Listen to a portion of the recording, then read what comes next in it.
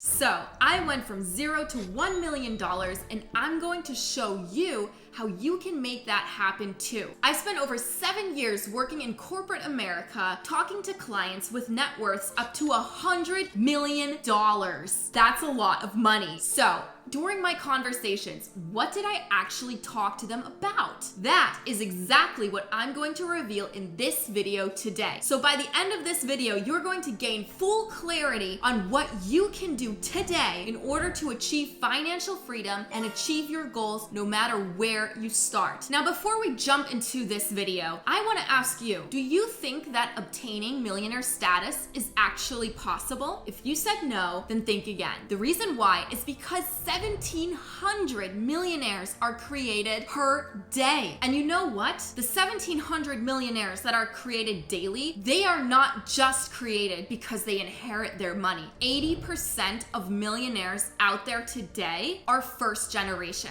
It is absolutely 100% possible to become a millionaire. The very first step is simply analyzing the situation. Now, when I knew I was going to go for my millionaire status goal, the first thing I did was simply sit down and look at my current situation. So that means, where am I right now? And where do I want to be in 5 years, 10 years, or 20 years down the road? I wanted to create a roadmap so I could plan my life from point A all the way to point B. And that's exactly what I did. So I took a piece of paper and I took a pencil, I sat down at the table, and I started making notes. Number one, I wanted to get out of debt. At the time, I had credit card debt, and I knew that's not the way to go if I wanted to become a millionaire. Number two, I knew that I wanted to create a budget. So basically all of these things, which we're obviously going to talk about in this video, I jotted down because I had the opportunity to analyze my current situation. When I analyzed my situation, I finally saw the puzzle pieces come together. Because let me tell you, if you're just kind of walking, going day to day into your life, but you do want to be a millionaire, but you don't actually jot it down, all these thoughts, they're floating up in your brain, and you don't actually put it down on paper, it's not going to be accomplished, or at least there's a high chance it won't be accomplished. And you know what? When I started writing my thoughts on paper and my current situation, things became so much more clear. In fact, I had a light bulb moment. I realized that if my goal was truly to become a millionaire in, let's say, 7 years, I was definitely not in the right position. Now, what can you do in this step when you're starting to evaluate your own situation? First, it's time to analyze your assets. What do you actually own? Number two, it's time to also analyze your debts. Now, in this case, debts can be anything. We're talking, it can be mortgage, student debt, it can be credit card debt, it can be car debt. The third thing that you want to analyze is your income. What is actually going into your bank account? Income can be money from your day job, it can be interest that you get from your savings account, it can be maybe dividends from stock investments, it can be real estate or rental income, the list goes on. It's basically anything that's coming into your account. And you also want to take a look at your expenses. I realized that I was spending money on useless things like eating out, like going to the movie theater, right? So really make sure you understand your current situation, analyzing those 4 items. Finally, the 5th item that I want you to analyze is your net worth. The net worth is actually an overview of how much you are worth at the moment. If your goal is to be a millionaire, then obviously your net worth needs to be $1 million. Now, how about if your net worth is negative? That's pretty common, especially if you're a millennial. So a negative net worth is nothing to worry about. Maybe you have a lot of student debt, which is pretty normal nowadays. Maybe you have a big mortgage, right? You bought a house, you're getting into real estate, but your mortgage is $200,000, $300,000 or more. Now, what if your net worth is zero? A zero net worth shows that you've completely eliminated your liabilities, or at least you have enough assets to eliminate the negative part of your liabilities. That's a good start. And then finally, if you have a positive positive net worth, that means that your assets are worth more than your liabilities, if you have any. So the equation for net worth is assets minus liabilities equals your net worth. That is how you know whether or not you're approaching your millionaire status. So when I started analyzing my current situation, because I've never done it before, like I said, so many things fell into place and I started seeing the bigger picture. For me, I decided to track my financial situation once every quarter. The reason why is because I would simply stress myself out and I would be really concerned, especially with the market volatility going up and down and up and down. As long as you're staying invested, as long as you're moving in the right direction, it's okay not to monitor your finances every single day.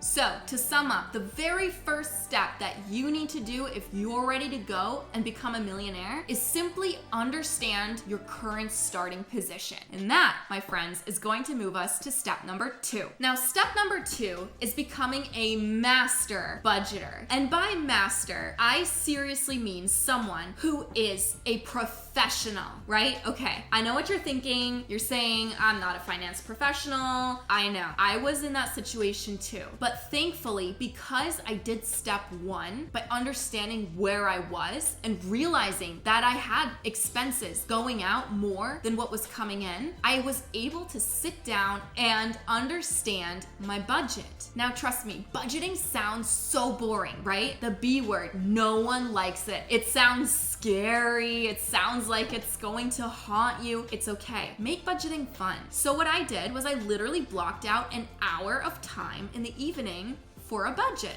I put on some fun music in the background to kind of make the vibe a little bit more fun. Your budget is going to break down into 2 main categories. Number 1, your income, and number 2, your expenses. Your budget in the big picture is going to tell you if you are spending more than what you are earning. So for me, for example, I actually started spending a lot of money going out to the movies. So for every single movie night, which was once a week, I probably spent between $20 to $25. The second thing that went was also eating out. Now, I didn't eat out all the time. I ate out about once or twice a week with my work colleagues. We went to lunch and I typically spent between $10 to $15 every time I went out. So let's call that $30 a week. That adds up to about $120 every single month. Multiply that by 12. That adds up to $1,440 every single year. Imagine what I could have done with that $1,440. Like pay off my credit card debt. But I have come up with a couple of budgeting rules of thumb. And actually, these budgeting rules of thumb are also employed by the CFP, which is the Certified Financial Planner Board of Standards. Now, this board is basically the highest level of all people that practice, financial professionals that practice financial planning, at least in America. These are the ones that have to literally pass a super rigorous exam. And this board says that about 28% or less of your gross income should go out to housing expenses. Are you spending more than about 30% of your overall income on housing? If you are, maybe it's time to downsize or get a roommate. Another rule is that the total monthly consumer debt should be somewhere around or less than 20% of your net income. So if you make $100 after taxes are paid, then $20 or less should be spent on consumer debt. Now, consumer debt is stuff like credit card debt or, for example, student loan payments or things like that. Now, while there are other rules out there, those 2 helped me get in shape. I had changed my mindset and I grew. I really did mentally. Step 3, when I sat down in step number 1 to actually look at my situation, I realized that my net worth at the time was negative. And the reason why was because I had this stack of credit card debt. To be fair, it wasn't like tens of thousands of dollars, but it was negative. I had a credit card balance and I shouldn't have, nor should you, by the way. So one of my very first steps after figuring out my budget and cutting out expenses was using that saved money and literally piling it toward my credit card debt. So I went from negative about $2,000 in my credit card debt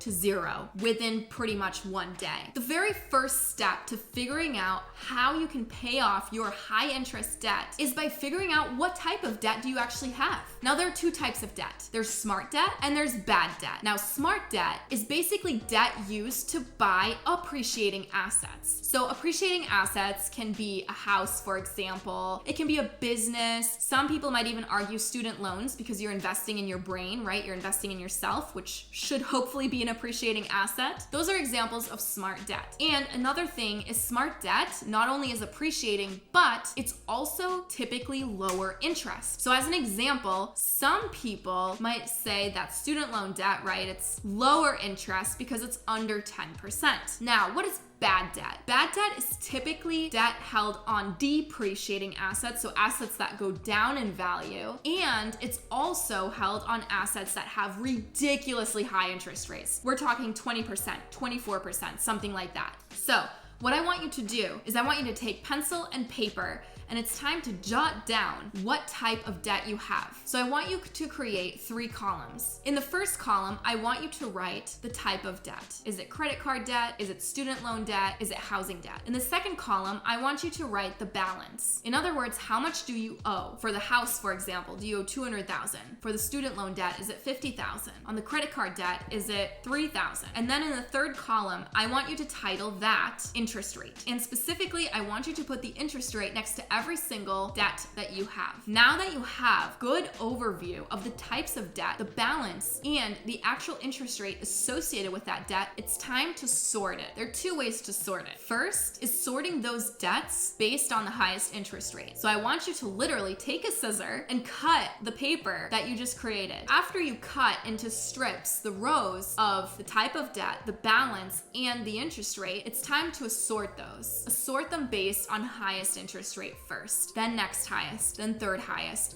then the lowest, and so on and so forth. So that's one way to look at it. Take note of what your highest interest rate is and take note of the balance. Now let's switch it up again. The second way to look at it is based on balance. So in this case, I want you to actually list the balance with the highest balance first. So if you have a $200,000 mortgage balance, put that up first, then whatever's next highest, and so on and so forth. Take a snapshot of that. Now you'll know exactly how much you owe, what the highest interest rate is, and what the highest balance is. Now let me tell you something. Psychologists have seen that if people pay off the lowest balance first, so even if that balance is $100 or $50, typically those people have an ability to continue. Why? Because they're motivated. So if you pay off the smallest balance first, you're a lot more likely to stay motivated and pay off the next highest balance and pay off the next highest balance until you reach the highest balance, regardless of interest rate. Step 4 is investing early and investing often. Maybe you have a part-time job. Maybe you're a teacher assistant. Maybe you're a residence assistant. I don't know.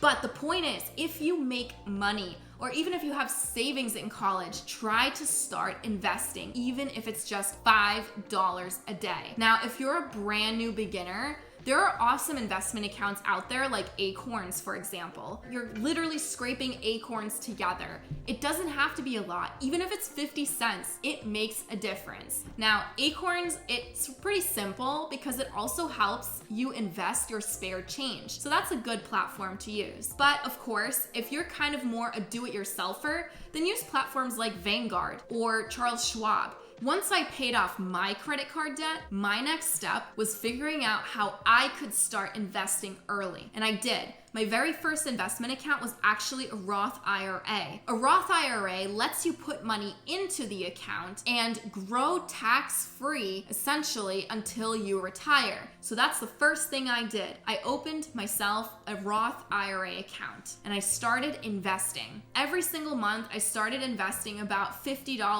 $100, and I knew as long as I did it consistently, that would change my life in the future. Why, might you ask? Think about Albert Einstein. Albert Einstein said what the 8th wonder of the world was. The 8th wonder is compound interest. Now, have you ever seen a logarithmic equation? A logarithmic equation is essentially an equation that is so flat, right? It's basically touching the line, but it's not touching the line. And then it just goes up exponentially. A logarithmic equation is essentially what compounding interest does in your wallet. Now get this, 80% of millionaires actually made their millions of dollars by, drumroll, investing in their 401k. I'm not saying that's the only way, but I am saying that is a way. Now, I am going to show you some ways to expedite that and make it a little bit faster to achieving your goal of becoming a millionaire. But investing in your 401k and taking advantage of your employer match is extremely easy to do, and it can get you to millionaire status. Now, step 5 could be a little bit more extreme. So if you don't really like living the extreme way, that's okay. But for me, it worked. When I started getting my financial picture in shape, I realized that I was spending just on too much stuff. Not only was I spending on eating out or movie theaters, but there were things that I could really be saving on, like my living situation. Instead of going out to eat every week, I started food prepping. So I bought in bulk, which was cheaper on the unit price basis, and I started cooking horribly. So I literally saved so much money just by food prepping and buying in bulk. The second step I did was find an accountability partner. Back then it was my best friend. Now it's my husband. And I asked him to make sure I was on track to achieving my goal of saving 75% of my income, of my gross income. So he kind of bounced ideas off of me and we developed an actual game plan. And the third thing that I did to save 75% of my income was actually gamifying it. So I don't know about you, but I'm extremely competitive. So for me, I started to gamify how much I could save every single week. So I bought myself a whiteboard and a couple of dry erase markers. I hung that board up in my room where I could see it every single day. And on that board, I wrote, number 1, my goal of saving 75% of my income. And then number 2, I started tracking how much I saved every single week. Some weeks I saved more, some weeks I saved less. I was trying to beat myself every week. And if I did, then I tried to treat myself to a little luxury like a small ice cream or something like that. It was kind of give and take, but the point is, by gamifying it, that helped me save over 70% of my gross income, and it worked. It was a miracle. Step 6 is investing in yourself. It could mean money, it could mean time, it could mean energy, right? Or effort. I truly believe that investing in yourself will yield the highest return. And that's because no one can ever take away your knowledge. Now, the good news is you don't need a formal college degree and go into student debt in order to invest in yourself. If you want to invest in yourself for free, then maybe use platforms like YouTube, what you're doing right now, right? Number 2 could be just blogs. So obviously I have my blog, themillennialmoneywoman.com. You can check that out. Another way to invest in yourself is maybe going to your local library. The point is, don't stop investing in yourself, whether it's with money, whether it's with time or your energy or effort. It's so worth it. Again, no one can take your knowledge away from you. No one. It will always be with you. Now, the last part of this step 6 is actually acting on your investment in yourself. So for me, what I started doing was every time I read a book, for example, I highlighted sections in the book that I thought was really valuable. At the end of the book, I wrote down the top 3 things that I remembered in this book, specifically the top 3 most actionable items. Step 7,